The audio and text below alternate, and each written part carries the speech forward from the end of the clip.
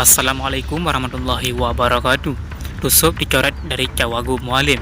Tim seleksi dinilai tergesa-gesa dan abaikan aspirasi rakyat.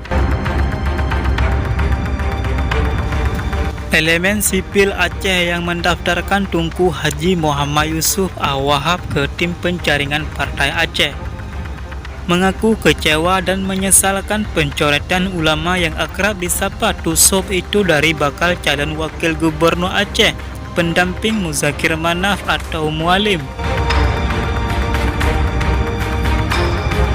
Kami sebagai bagian dari elemen sipil masyarakat Aceh merasa perlu menyampaikan pandangan terkait keputusan tim seleksi Partai Aceh dalam proses penjaringan calon kepala daerah.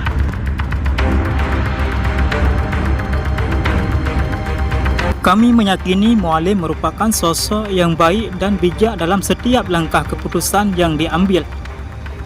Dalam setiap kebijakan yang dilaksanakan, Mualim selalu menempatkan kepentingan rakyat Aceh di atas kepentingan sektoral atau kelompok tertentu.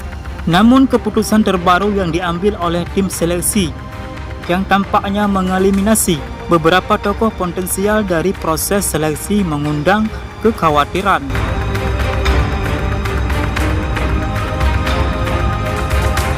Kami khawatir langkah ini dapat menimbulkan persepsi bahwa tim seleksi tidak sepenuhnya mempertimbangkan kebutuhan dan aspirasi rakyat Aceh, ujar Ferry Al-Bukhari, mewakili elemen sipil yang mendaftarkan Tusuk dalam keterangannya Rabu malam tanggal 31 Juli 2024. Menurut Ferry, pihaknya menghargai hak prerogatif partai politik dalam menentukan keputusan. Namun, Ferry merasa perlu meluruskan beberapa hal penting terkait pencalonan Tusuk kandidat wakil gubernur.